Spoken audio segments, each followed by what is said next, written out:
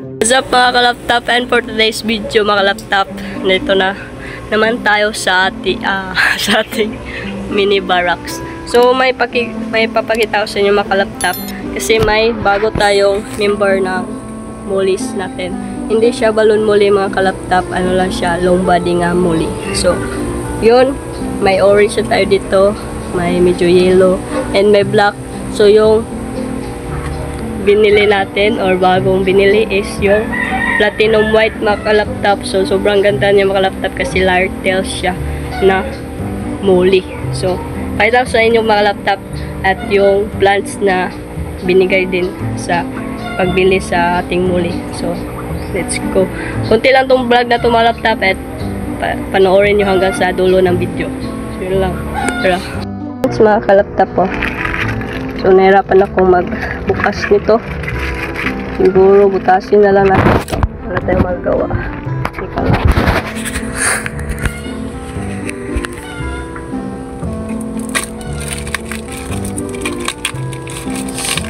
Maganda to na plant siguro. Ayan siya.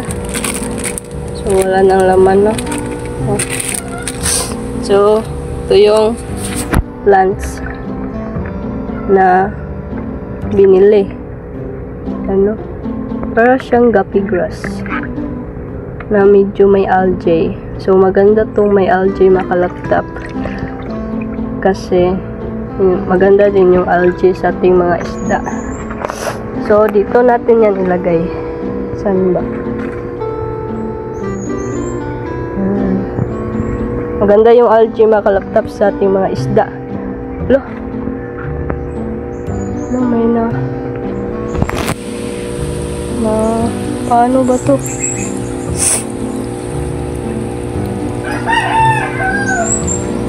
No? Mahina yung molly natin, balon molly.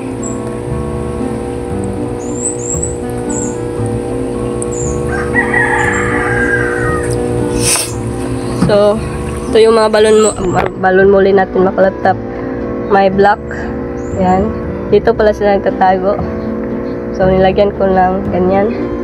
And ito, hindi ko alam yung tawag nito mga kalaptop sa mga expert dyan sa molly, no? Or may mga breeder na molly.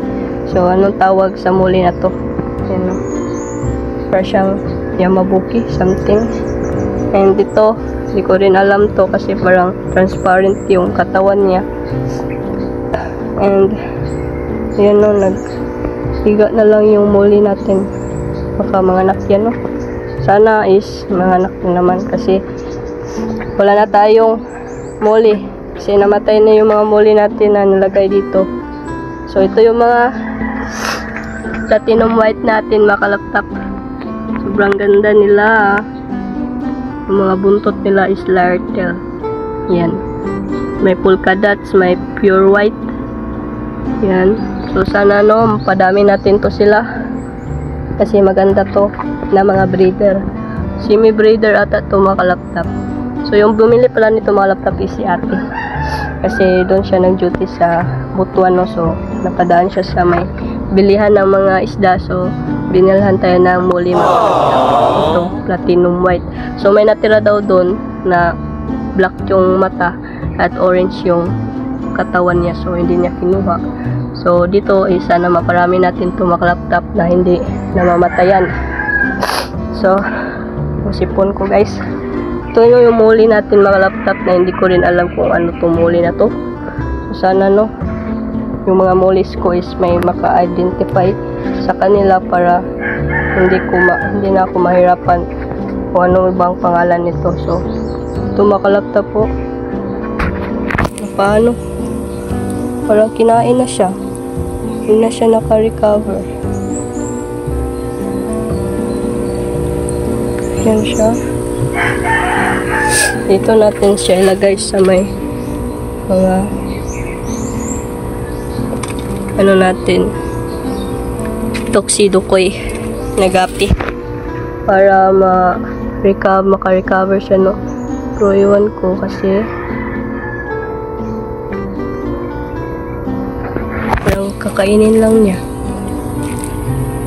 Kunin na lang natin to. Para pala siyang buntis. Ilagay na lang natin dito. Maka-recover lang siya. Kasi kawawa naman. Tinutuka na siya dito sa mga kasama niya.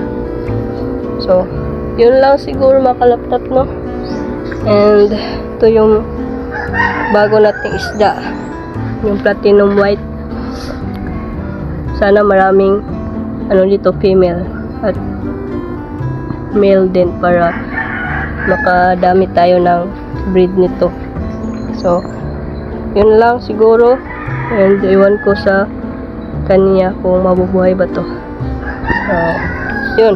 Mga kalaptap, and salamat sa panonood mga kalaptap, and may bago na naman tayong member na muli. So, sana mapadami natin yun mga kalaptap. At para makashare na din tayo sa ating mga binibreed na mga muli. So, hindi ko binibreed yun makalaptap, kusa lang silang nagbibreed. Kasi, mga live bearer sila. So, kagandahan sa live bearer makalaptap is hindi ka na mag-alaga sa kanilang mga eggs. Kusa na silang lalabas, and yung gagawin mo na lang is ilagay sila sa lalagyan na hindi kasama yung mga parents nila para hindi sila ma-damage or yung mga buntot nila, or parang kasi mahina kasi yung mga fry. So, dapat talaga siyang i-separate sa parents nila. So, yun lang. And i-update ko na lang kayo mga laptop pag makabili tayo ng bagong storage box.